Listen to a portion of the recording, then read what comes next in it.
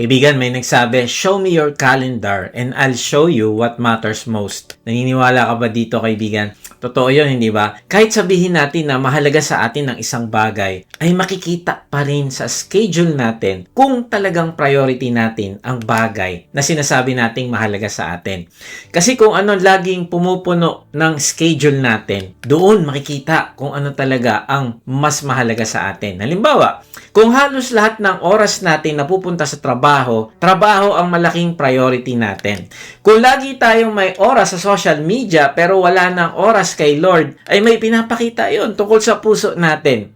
Kung may oras tayo sa Netflix, games, gala o online shopping pero wala tayong oras makinig sa salita ng Diyos, ay may sinasabi din yon tungkol sa worship natin. Kung may oras tayo para sa business, meetings, clients at errands pero laging nauurong yung time kay Lord, naku, kailangan nating tanungin yung sarili natin. Sino ba talaga ang priority ng puso ko? Hindi ibig sabihin, masama ang trabaho. Hindi masama ang magpahinga. Hindi masama ang family time. Hindi masama ang business. Pero kapag ang schedule natin ay punong-puno ng lahat ng bagay, maliban sa Diyos, baka hindi lang schedule ang problema. Baka worship issue na ito. Kasi ang worship ay hindi lang makikita sa kanta. Makikita rin ito sa oras, makikita sa energy, makikita sa priorities, makikita sa kung ano ang inuuna natin kapag busy tayo. Makikita sa kung ano ang hindi natin kinakalimutan kahit pagod tayo. Kaya pwede rin nating sabihin,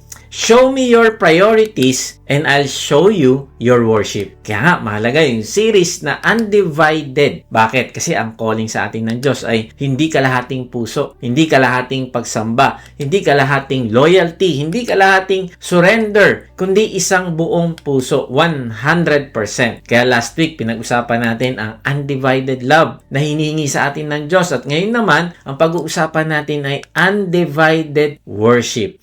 Ang undivided worship ay pagsamba sa Diyos ng walang kahati, kundi siya ang sentro ng ating pagsamba at papuri na wala tayong bagay na tinuturing nating mas mahalaga kaysa sa Kanya. Ito ang pusong hindi sinusubukang pagsabayin ng Panginoong Hesus at ang anumang bagay na kumukuha ng kanyang lugar. Ibig sabihin, hindi lang ito tungkol sa music, hindi lang ito tungkol sa worship team, hindi lang ito tungkol sa kung maganda ang tugtugan o malakas ang boses natin. Ang tanong ng undivided worship ay mas malalim. Sino ang tunay na Diyos ng puso mo? Sino ang pinagtitiwalaan mo? Sino ang sinusunod mo? Sino ang kinakatakutan mong mawala? Sino ang nagbibigay sa'yo ng identity? Sino ang may hawak ng decisions mo? Kasi kahit hindi tayo lumuluod sa rebulto, posible pa rin tayong magkaroon ng idol.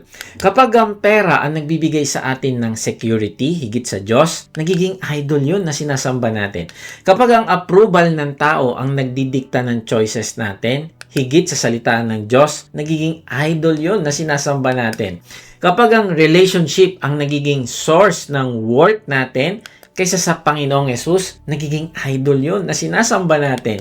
Kapag ang success ang nagpapakilala kung sino tayo, nagiging idol yon na sinasamba natin. Kaya nga, kaibigan, tapusin mo mensahe na ito. Kasi Lord willing, sa message na ito ay papakita sa atin ng Panginoong Hesus na ang undivided worship ay hindi nakadesign na burden para pahirapan tayo, kundi sa kabaliktaran na ito ang magpapalaya sa atin sa maling bagay na maaari nating sinasamba at magpapalago ng relationship natin sa Diyos. Ang dalangin ko ay sa dulo ng message na ito, hindi mo lang sabihin maganda yung message, kundi masabi mo, Lord, ikaw lang talaga ang Diyos na karapat-dapat pag-alayan ng pagsamba. At simula ngayon, wala na akong sasambahin maliban sa iyo.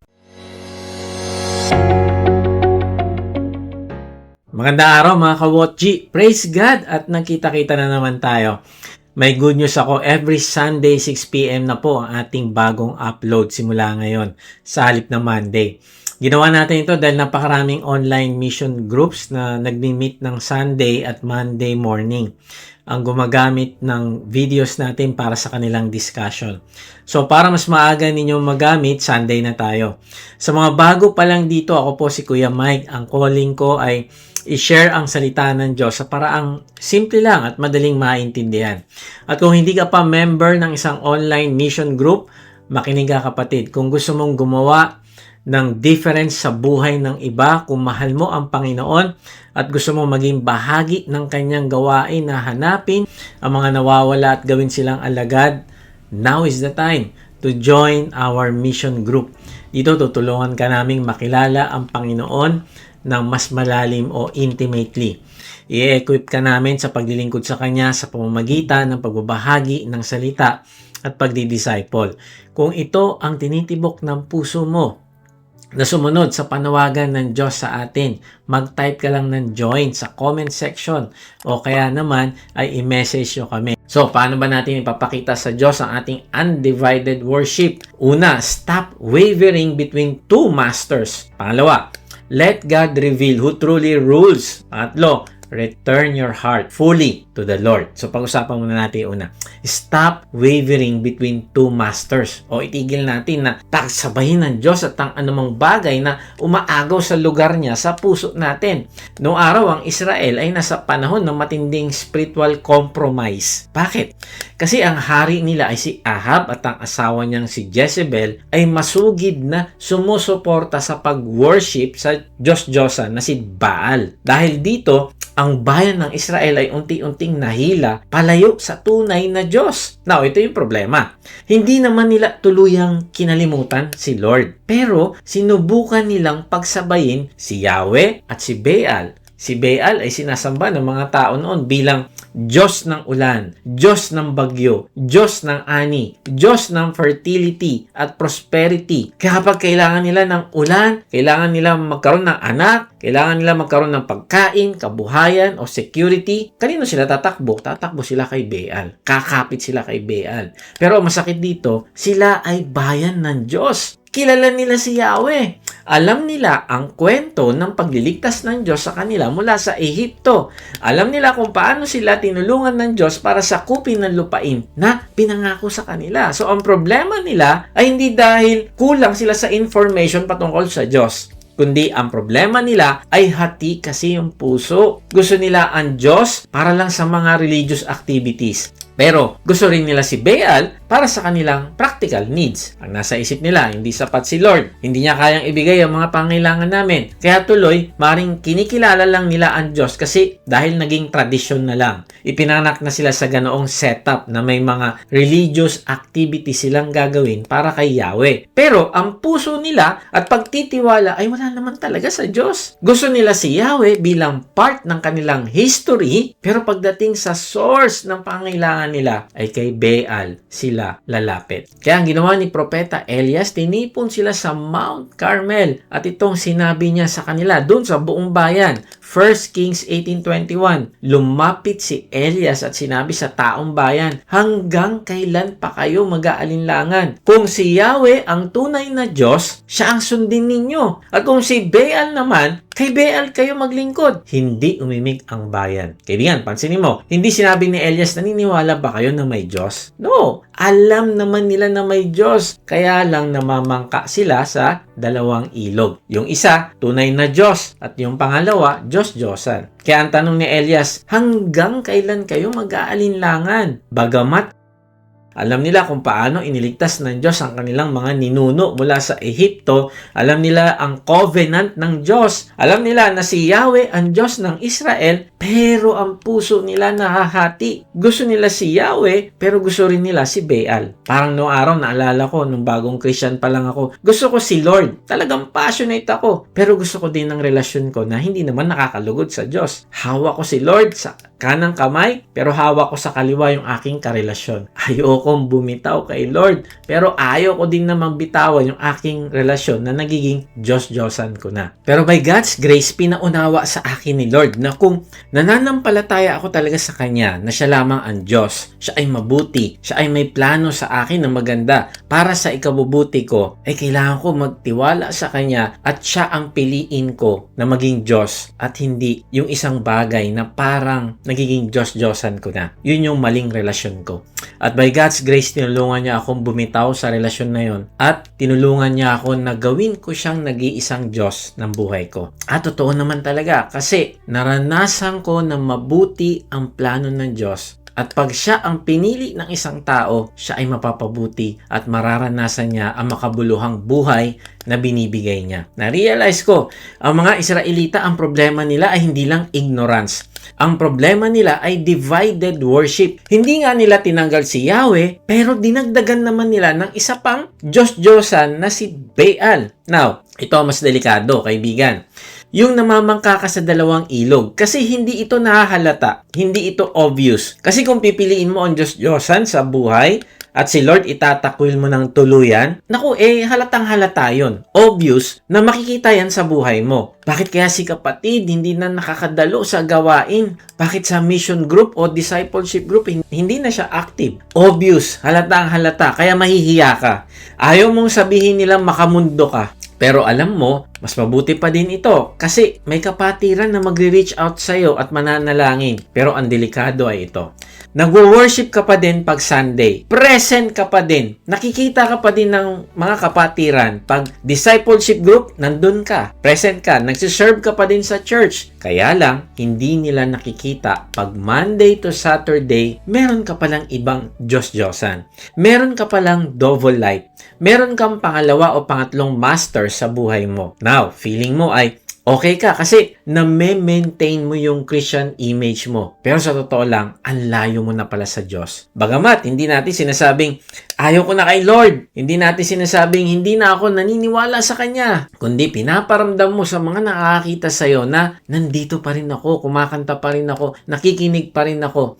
Pero kapag dumating ang oras ng decision, ibang master na ang nasusunod. Kapag pera ang usapan, takot ang nagiging Diyos-Diyosan. Kapag relationship ang usapan, feelings ang nagiging Diyos-Diyosan na sinusunod. Kapag career ang usapan, ang ambisyon ang Diyos-Diyosan natin kasi siya ang final authority. Mas mahal natin yung ambisyon kaysa kay Lord. Kapag may conflict ang Word of God at comfort natin, ang nananalo ay comfort at hindi ang obedience natin kay Lord. Kaya ibig sabihin ng stop wavering between two masters ay talikuran natin ng anumang bagay na dinadagdag natin sa Diyos. Kaya nahati yung ating loyalty sa Kanya. Ang salita na mag-aalinlangan ay picture ng isang ibon na palipat-lipat ng sanga at hindi makapirmi sa isang sanga lang. Hindi makapagpahinga, hindi makapag-settle, parati naghahanap ng panibagong sanga. Pagod na siya, litong-lito na siya. Ganito yung description ng isang tao na hindi makapirmi sa Diyos. Kasi mali ang sanga na pinipili niya palagi. Hindi si Lord yun. Kaya hindi siya makapagpahinga sa Diyos. Ganyan ang puso. Kapag hindi nakadepende ng buong buo sa Diyos, akala natin, kapag marami tayong options, mas malaya tayo, mas makakabuti para sa atin. Pero sa totoo lang, kaibigan, kapag divided ang puso mo, mas pagod ka. Bakit? Kasi hindi mo alam kung saan ka tatayo. Hindi mo alam kung saan ka maninindigan. Hindi mo alam kung sino ang susundin mo. Hindi mo alam kung kanino ka kakapit talaga. At dahil lahat pinipili mo maliban sa Diyos, mas lalo kang nawawalan ng katahimikan at kapayapaan. Halimbawa, gusto mo magtiwala kay Lord sa finances mo, pero kapag may financial pressure na, ang unang kakapitan mo, worry. Ang unang tatakbuhan mo, utang. Unang tatakbuhan mo, diskarte na hindi tama o compromise. Kaya napapagod ka. Kasi sinasabi ng labi mo, Lord, provider kita. Pero ang puso mo naman sinasabi, pera ang tunay kong security. Kapag may pera, malakas ang loob ko. Confident ako sa buhay. Meron akong hope. O kaya gusto mo magpahinga sa Diyos. Pero gusto mo namang kontrolin ang lahat ng bagay. Lahat kailangan ayon sa plano mo. Lahat kailangan predictable. Lahat kailangan ma-manage mo. Kapag may hindi nasunod, natataranta ka na. Kaya napapagod ka, nagiging irritable ka. Kasi sinasabi mo, Lord, I trust you. Pero sa loob-loob mo, Lord, ako pa rin yung may hawak sa manibela. Ako ang driver kasi alam ko ang tamang daan. Nag-aalinlangan ka. Ibibigay ko ba ang pagtitiwala ako sa Diyos o mas papaniwalaan ko yung sarili kong pagkaunawa, sarili kong diskarte at sarili kong experience? Kaya sabi tuloy ni Elias, kung si Yahweh ang tunay na Diyos, siya ang sundin ninyo. Kung si Baal naman, kay Baal kayo maglingkod. Grabe, no? Hindi niya sinabing, pareho kayong maglingkod kay Yahweh at kay Baal. No, ang sinasabi niya, mamili ka.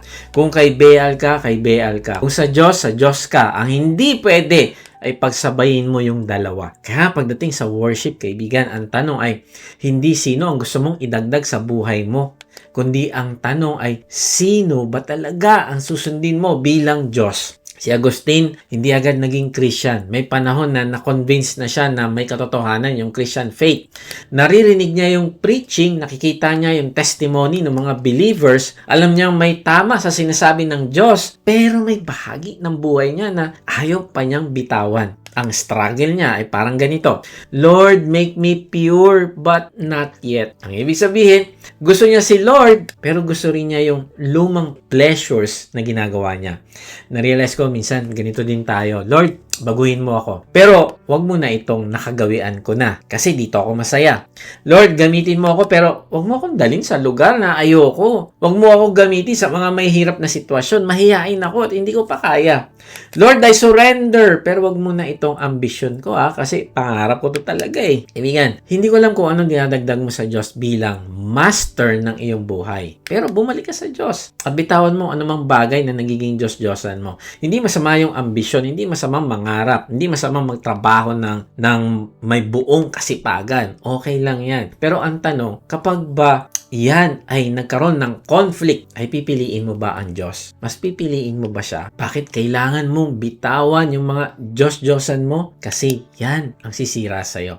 Ito yun ang sinabi ng Panginoong Hesus sa Matthew 6:24. Walang aliping makakapaglingkod sa dalawang Panginoon sapagkat kakapuotan niya yung isa at iibigin ng ikalawa. Paglilingkuran ng tapat ang isa at tahamakin ng ikalawa. Hindi sinabi ni Lord na mahirap. No. Sabi niya, hindi pwede. Wala. Kasi kapag nagkaroon ng conflict ang dalawang master, isa lang talaga ang susundin mo. Iisa lang talaga ang pipiliin mo at yung ikalawa kakamuhian mo na yan. At dito lumalabas ang tunay na worship. Kapag walang cost o kapalit, madaling sabihin, Lord, susunod ako. Pero kapag may mawawala na sa'yo sa gagawin mong pagsunod sa Diyos, ay doon lumalabas kung sino talaga ang master mo. Dito lalabas kung ano yung sinasamba mo. May isang binatang nagangalang William Borden. Marahil narinig na ninyo ang apelidong Borden. Ang pamilya niya ay nagmamay-ari ng isa sa pinaka malalaking dairy businesses sa Amerika nung panahon nila. Nakwento ko na rin sa inyo ito noon.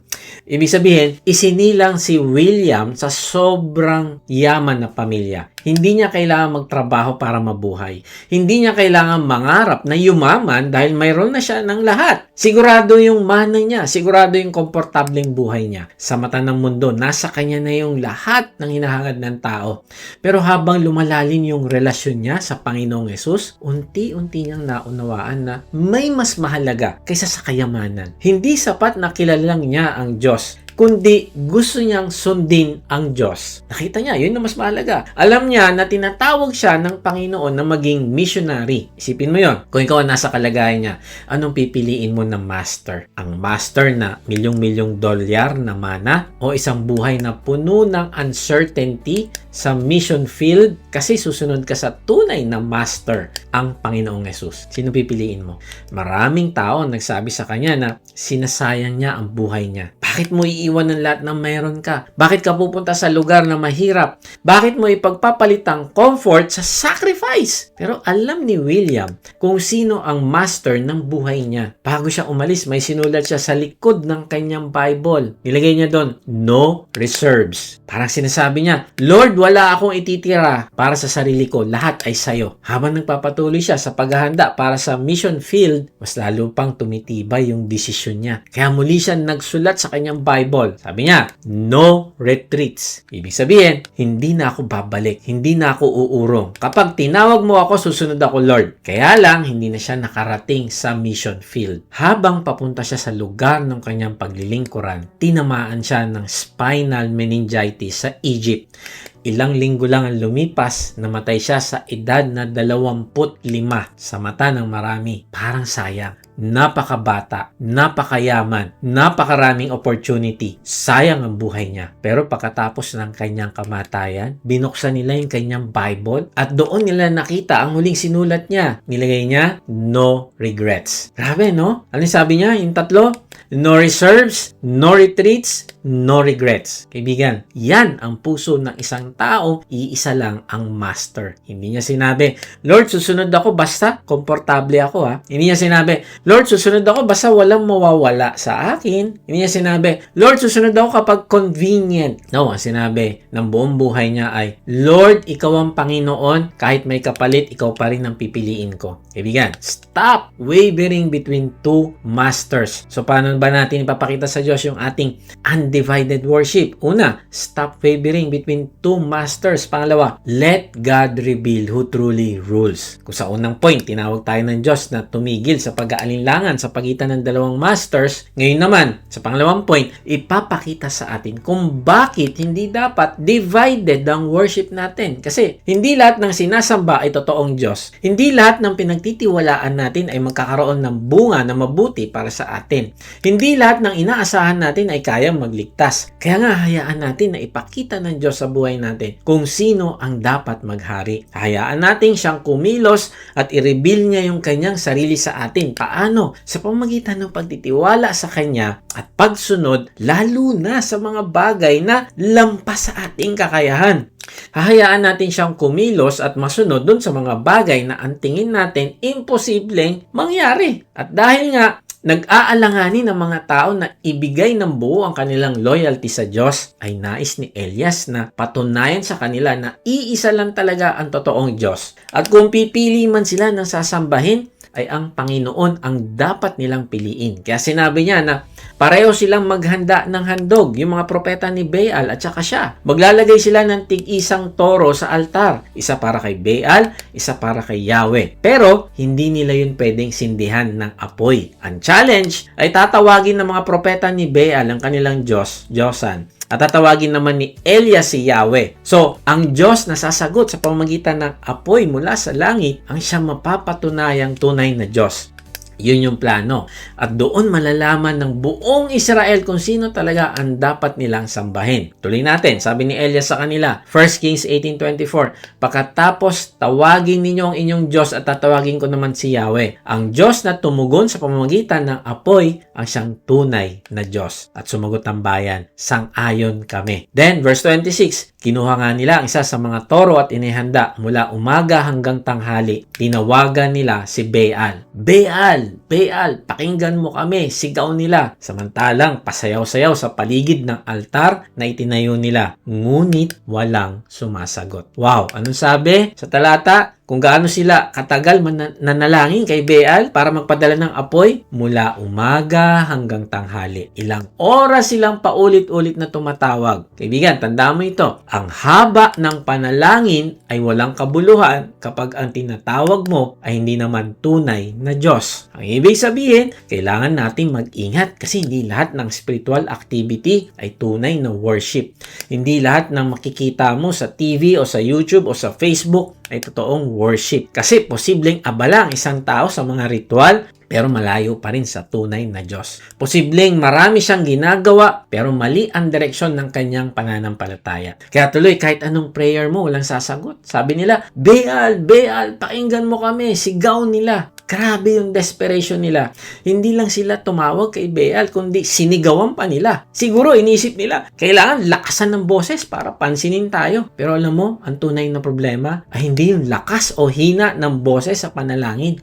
Kundi ang problema ay wala namang tunay na Diyos na nakikinig sa kanila. Kaibigan, minsan inisip ng tao na mas matinding emosyon, mas malakas na sigaw, o mas maraming gawa ang kailangan para makuha ang atensyon ng Diyos. No, ang tunay na Diyos ay hindi bingi. Hindi siya natutulog, hindi siya nawawala. Hindi natin kailangan manipulahin ang mga sitwasyon. Naririnig niya ang kanyang mga anak dahil sa kanyang grace. hindi dahil napakalakas ng kanilang sigaw. Sabi pa, samantalang pasayaw-sayaw sa paligid ng altar na itinayo nila. Wow! Nag-perform pa sila para makuha ang atensyon ni Baal. Na-realize ko, ang idol ng buhay natin, papagurin ka pero hindi ka nito maliligtas at hindi ka nito sasagutin. Paulit-ulit kang umiikot sa altar ng pera, approval, success, relationship, pleasure o control. Lagi kang gumagawa ng paraan para mapanatili ito pero sa halip na bigyan ka ng kapayapaan, lalo ka lamang nitong pinapagod. Bakit? Kasi tingnan mo, sabi, ngunit walang sumasagot. Grabe, pagkatapos ng lahat ng paghahanda, sigaw, sayaw at pagsisikap, walang sumagot. Hindi sinabi ng talata na mahina yung sagot, pero meron. No. Hindi sinabi na delayed ang sagot ni Baal. No. Ang sabi ay walang sagot. Bakit? Dahil wala naman talagang Baal na pwedeng makinig. Ito ang contrast, kaibigan.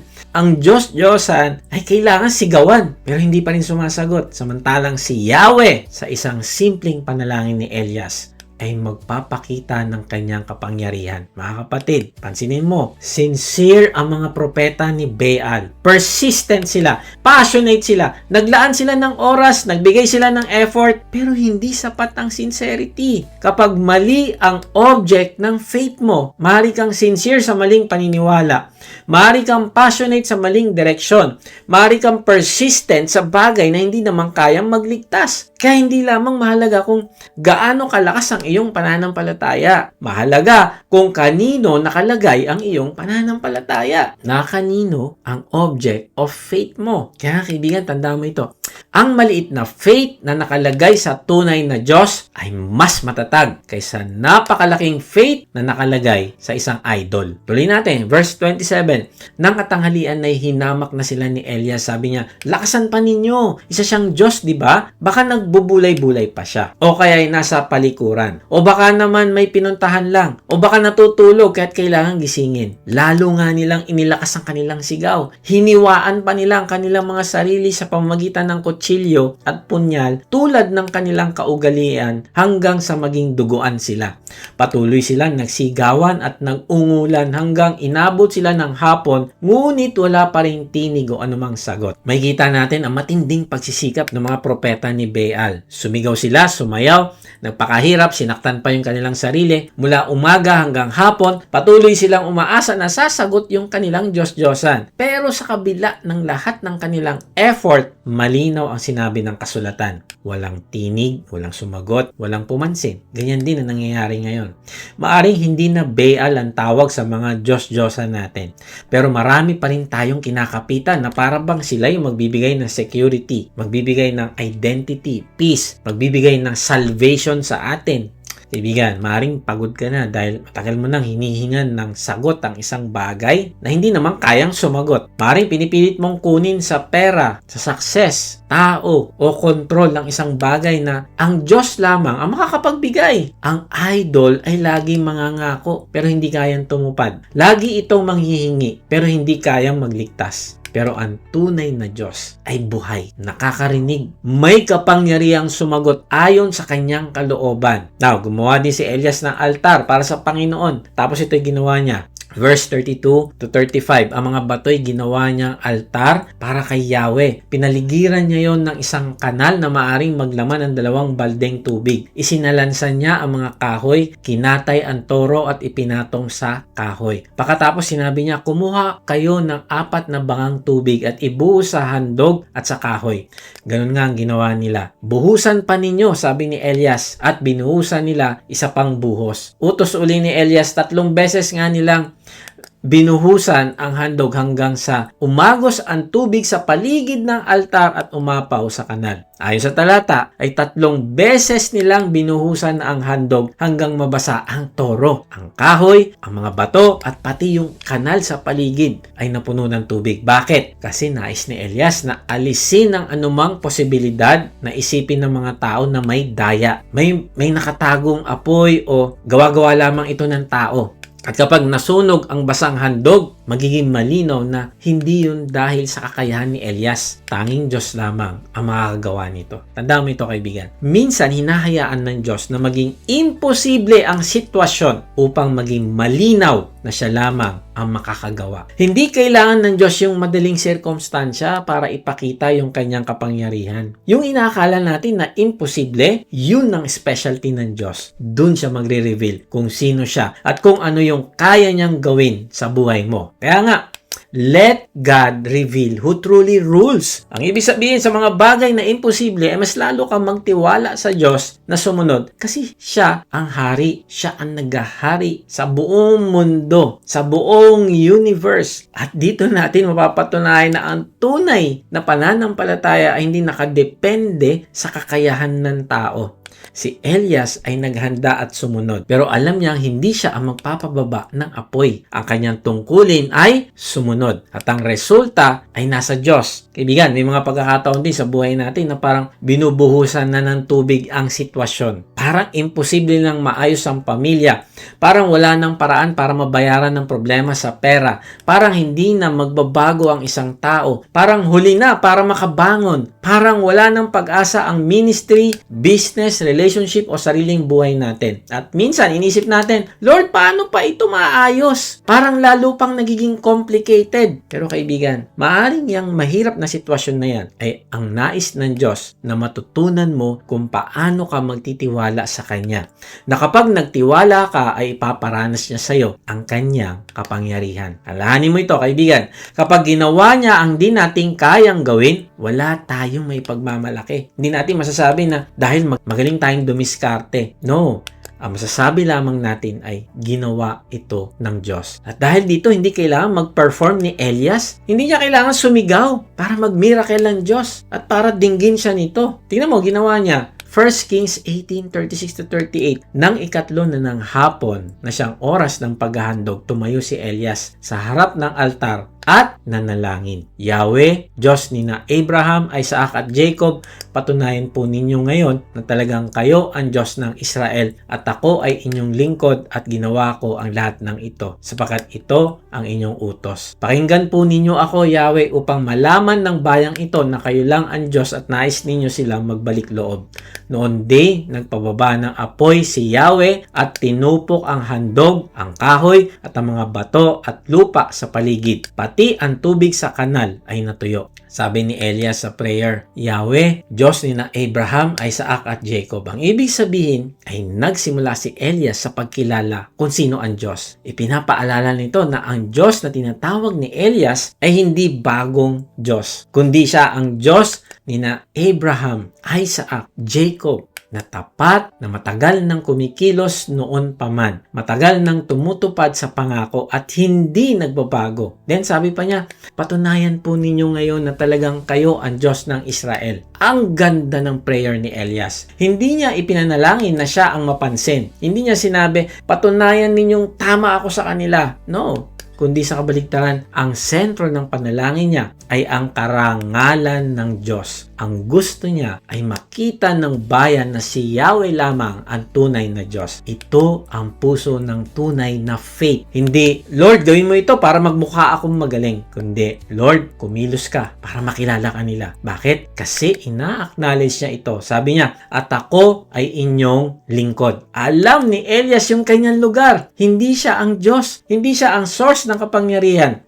Siya ay lingkod lamang. Kaibigan, hindi tayo tinawag para kontrolin ng Diyos. Tayo ang sumusunod sa Kanya. Tandaan mo ito, kaibigan. Hindi natin ginagamit ang Diyos para matupad ang sarili nating plano. Tayo ang ginagamit niya para sa kanyang layunin. Then sabi pa, ginawa ko ang lahat ng ito sapagkat ito ang inyong utos. Wow, ang ginawa pala ni Elias na pagbasa sa altar ay hindi sariling gimmick. Hindi niya binasa yung altar para lang subukan kung sasagot ang Diyos. Kundi sabi niya, sumunod siya sa utos ng Diyos. Pinapakita nito na ang tunay na pananampalataya ay may kasamang obedience. Ang faith ay hindi paghingi sa Diyos na suportahan ang sarili nating plano. Ang faith ay pagsunod sa sinabi niya at pagtitiwala sa magiging resulta. Para sa ang purpose? Upang malaman ng bayang ito na kayo lang ang Diyos. Ito ang layunin ni Elias? Ang layunin ay revelation.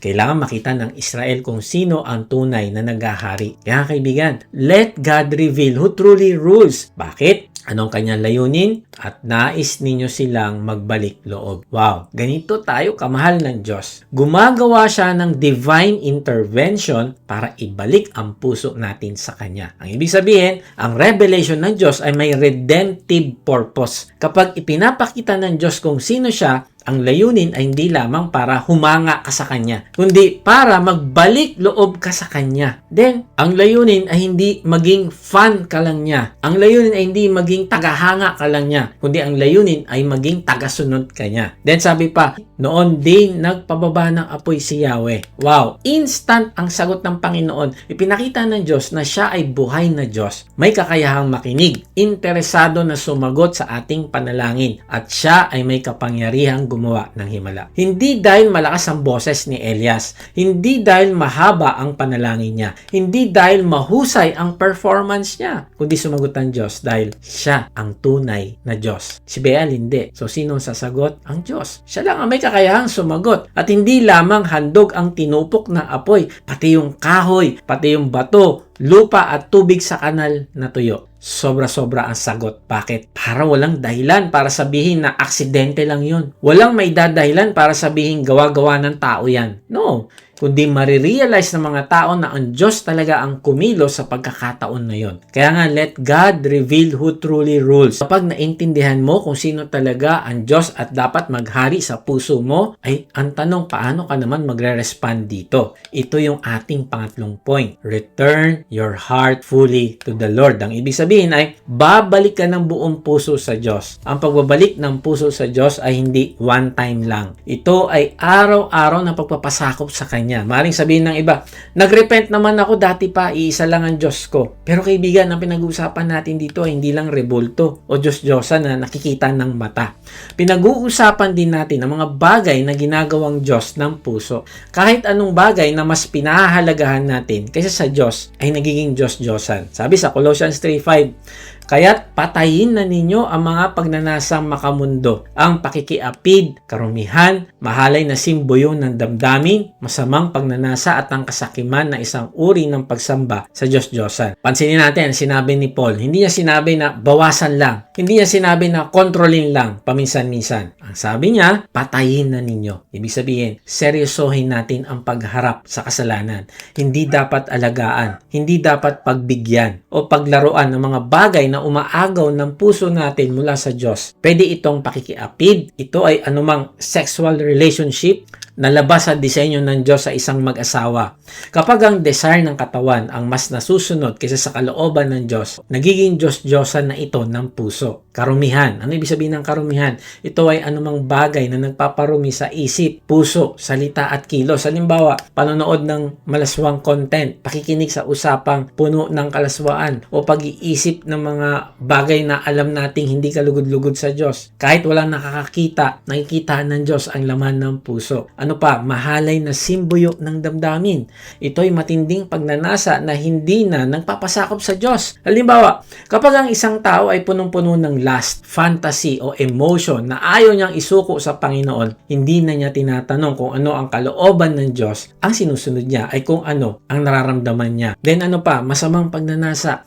Ito ay desire na salungat sa puso ng Diyos. Hindi ito laging sexual. Mari itong desire na makaganti, desire na mapahiya ang ibang tao, desire na makalamang sa kapwa, o desire na makuha ang gusto kahit mali ang paraan. Halimbawa, kapag handa tayong magsinungaling, manloko o manakit para lang makuha ang gusto natin, masamang pagnanasa na ang namumuno sa puso natin. Ano pa? Kasakiman. Sabi diyan sa talata, ito ay sobrang paghahangad na magkaroon ng mga bagay. Walang hinto, walang tigil. Sinabi ng verse na ang kasakiman ay isang uri ng pagsamba sa Diyos-Diyosan. Bakit? Dahil kapag sakim ang puso, ang security, joy at identity ng tao ay nakasalalay na sa pera, ari-arian, posisyon o success. Halimbawa, kapag mas mahalaga na sa atin ang kita kaysa sa pagsunod sa Diyos, ang pera na ang nagiging Diyos ng puso. Kaya kaibigan, ang tanong ay hindi lang, may rebulto ba ako sinasamba? No. Ang mas malalim na tanong ay, ano ang mas sinusunod ng puso ko kaysa sa Diyos?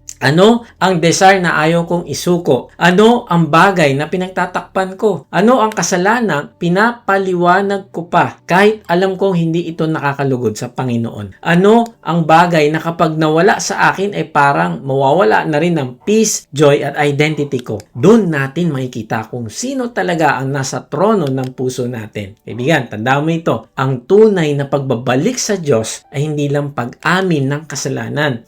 Ito ay pagtalikod sa kasalanan. Ito ay pagsuko ng puso. Ito ay pagbabalik sa Panginoon ng buo dahil siya lamang ang karapat-dapat maupo sa trono ng ating buhay. Ang ibig sabihin, dahil ipinahayag ng Diyos kung sino siya, kung gaano kanya kamahal, ipinakita niya sa iyo ang pagbabayad niya sa kasalanan mo at kasalanan ko sa krus. Ipinakita niya ang himala ng kanyang pagkabuhay muli para malaman mo na balang araw ikaw ay maaring pumanaw sa mundo, pero mabubuhay ka pa din kasama ng Panginoong Yesus. At dahil dito, paano ka magre-respond ngayon sa Kanya? Return your heart fully to the Lord.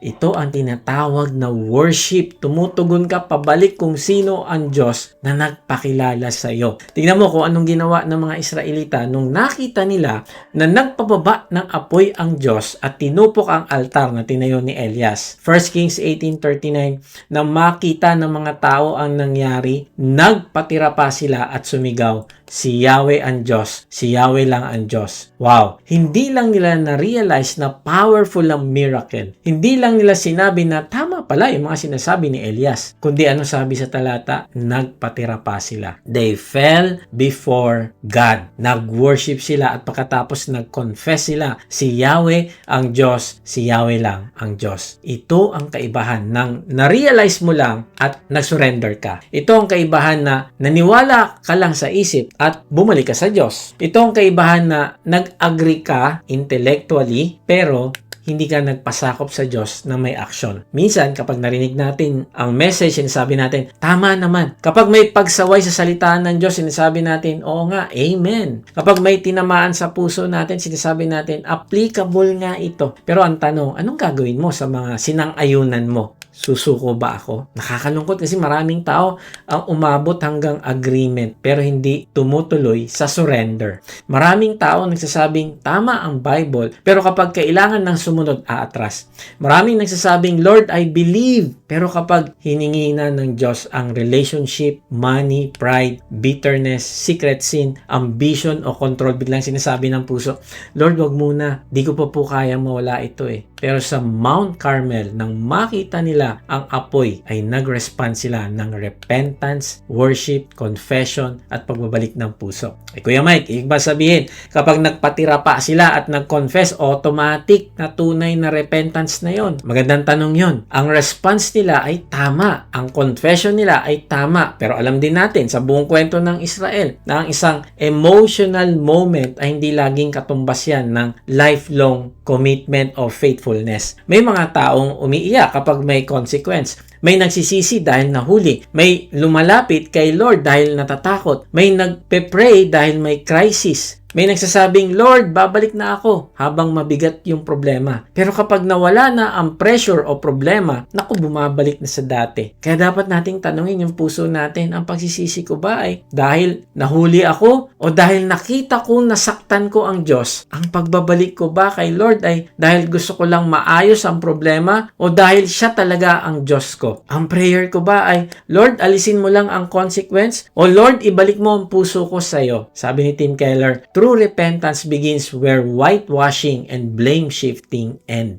Ang tunay na repentance tumitigil sa pagdadahilan, tumitigil sa pagtatakip, tumitigil sa pagsisisi sa iba. Hindi na sinasabi, kasi ganito yung past ko eh. Hindi niya sinasabi, kasi sila rin naman, ginagawa rin naman nila yan eh. Hindi niya sinasabi, kasi mahirap yung situation. Oo, may context yung pain natin. Oo, may mga sugat tayo. Pero true repentance says, Lord, ito yung puso ko, hindi na ako magtatago, hindi na ako magpapanggap. Kailangan po talaga kita. Parang ganito, imaginein mo, hiniram mo yung sasakyan ng tatay mo. Sabi niya, anak, ingat ka ha. Pero, ginamit mo sa maling daan. Nagyabang ka, hindi ka nakinig. Nabunggo ka tuloy, nasira. Ngayon, may dalawang option ka. Magtago ka, magpalusot ka, o takasan mo, o umuwi ka at aminin mo. Tay, mali ako. Nasira ko po ang iyong sasakyan. Hindi ko po kayang ayusin ito. Kaibigan, ito ang totoong repentance. Ang totoong pagsisisi ay uuwi ka sa tatay mo at magiging honest ka at hindi magpe-pretend na walang nangyari. Kaya ang repentance ng Christian, hindi hopeless. Hindi rin ito self-punishment. Hindi ito, Lord, parusahan mo ko hanggang maging worthy ako. No, hindi. Repentance is returning to God because Christ has already made the way home.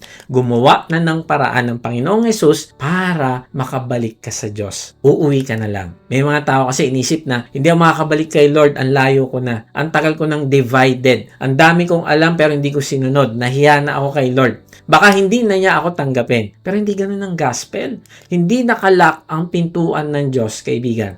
May Ama na naghihintay sa'yo. May Kristo na nagbayad ng kasalanan mo. Sabi nga ni Charles Spurgeon, God is more ready to forgive than I am ready to offend. Hindi ibig sabihin nito, malit ang kasalanan ha. Malaki ang kasalanan. Grabe ang idolatry. Serious ang divided worship. Pero mas malaki ang mercy ng Diyos na nasa Panginoong Hesus. Hindi siya Ama na kailangan mong pilitin para patawarin ka. No, siya ang Diyos na unang tumatawag, unang nagre-reveal, unang nagbabalik ng puso. Hinahanap ka niya. Sabi ni John Piper, repentance is the turning to God as supremely valuable. Ang repentance ay hindi lang pag-iwan sa kasalanan.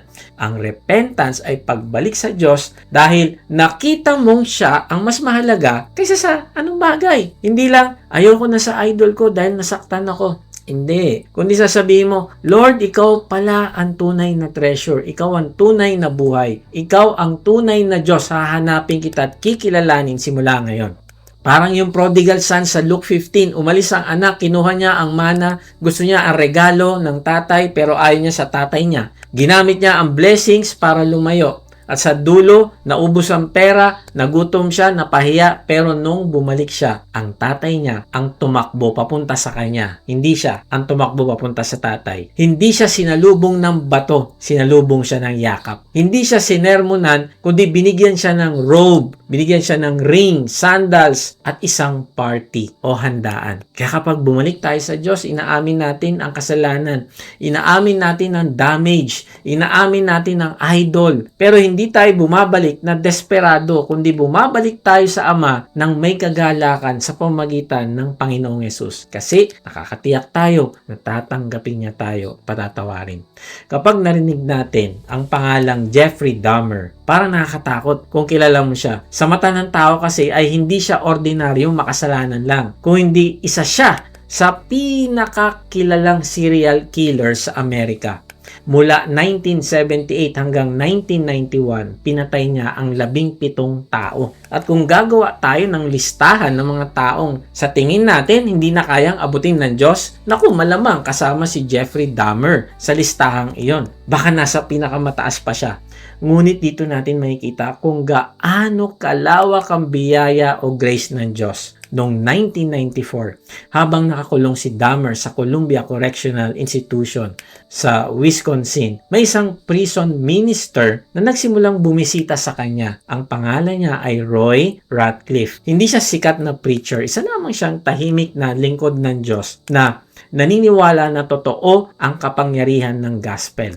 Umupo siya kasama si Jeffrey Dahmer at binuksan nila ang Bible. Doon nagsimulang makinig si Dahmer. Nagsimula siyang magbasa, nagsimula siyang magtanong at sa loob ng kulungan, sa harap ng salita ng Diyos, nagsimula niyang makita ang sarili niya ng malinaw. Hindi niya ikinumpara ang sarili niya sa ibang tao. Nakita niya ang sarili niya sa harap ng banal na Diyos. At nang makita niya yon, nadurog yung puso niya. Noong May 10, 1994, binautismuhan si Jeffrey Dahmer ni Roy Ratcliffe sa loob ng kulungan. May mga nagsabing pagkatapos ng baptism, nakita sa kanya ang kakaibang kapayapaan. Now, 7 buwan pagkatapos nito, pinatay siya ng kapwa niya bilanggo. Namatay siya sa edad na 34. Kaibigan, ito ang nakakabigat isipin. Sa huling 7 buwan ng buhay ni Jeffrey Dahmer, maaring mas naging seryoso siya. sa pagharap sa Diyos kaysa sa maraming taong matagal nang nakaupo sa church pero ayaw pa rin isuko yung puso nila. Kaya nga, tanungin natin yung sarili natin. Kung kayang buksan ng Diyos ang puso ng isang taong napakalayo, ano ang kasalanan mo na iniisip mong hindi na kayang patawarin ng Diyos? At sino ang taong nasa buhay mo na hinusgahan mo na agad na hindi na magbabago? Ibigan, wag mong hintayin na mawala ang lahat bago ka bumalik sa Diyos. Wag mong hintayin na masira muna ang pamilya mo. Wag mong hintayin na bumagsak muna ang buhay mo. Wag mong hintayin na wala ka nang natitirang option bago ka lumuhod sa Panginoon. Return your heart fully to the Lord. Marahil na-realize mo ngayon na iisa lang ang Diyos, na siya ay mabuti at mahal na mahal ka niya. At gusto mong tumugon na bumalik sa Kanya ng buong buo. Kaibigan, manampalataya ka sa Panginoong Yesus na siya ang nagbayad ng lahat ng kasalanan mo sa krus upang makabalik ka sa Ama. At kapag ginawa mo ito, ay lahat ng kasalanan mo ay lilinisin at ibibilang Kanya na Kanyang anak. Kahit nasan ka ngayon, ipahayag mo ang iyong pananampalataya sa Kanya. Paano? Sa pamagitan ng isang panalangin. Sabihin mo, Panginoong Yesus, inaamin ko po na ako'y makasalanan. Patawarin mo po ako. Nananampalataya po ako na ikaw ang nagbayad ng aking kasalanan sa krus. Ngayon nga, ay binubuksan ko na ang aking puso. Pumasok ka at manahan sa akin. Tinatanggap kita bilang aking Panginoon at tagapagligtas. Simula ngayon, itatalikdan ko ng aking kasalanan. Tulungan mo po ako na lumago din sa aking pagmamahal sa iyo. Amen. Kaibigan, kung dinalangin mo yan na may pananampalataya sa Kanya, ay ngayon din, ikaw ay naging kabilang sa Kanyang kaharian. Kung tinanggap mo si Jesus sa iyong puso, comment, accept para may pag-pray namin ang iyong spiritual growth. Kung na-bless ka, please subscribe at i-share ito sa mga nangangailangan ng pag-asa. Para naman sa gustong mas makilala pa ang Diyos, comment, join para makasali sa ating mission group. Salamat sa ating mga supporters. Kung nais mong maging financial partner sa pagpapalaganap ng salita ng Diyos, nasa description ang giving link o mag-comment ka lang ng partner at isisend namin ito sa iyo. Dahil nakita mo na kung gaano Kanya kamahal, ay tumugon ka naman sa Kanya ng may pagtitiwala at pagsunod. Ipakita mo sa Diyos ang iyong undivided worship. Paano? Una, stop wavering between two masters. Pangalawa, let God reveal who truly rules. At pangatlo, return your heart fully to the Lord. At pag ginawa mo ito, ay mas lalo mo mararanasan ang Diyos sa buhay mo. Mas lalo mong mararanasan ang makabuluhang buhay na hinanda niya para sa iyo. God bless.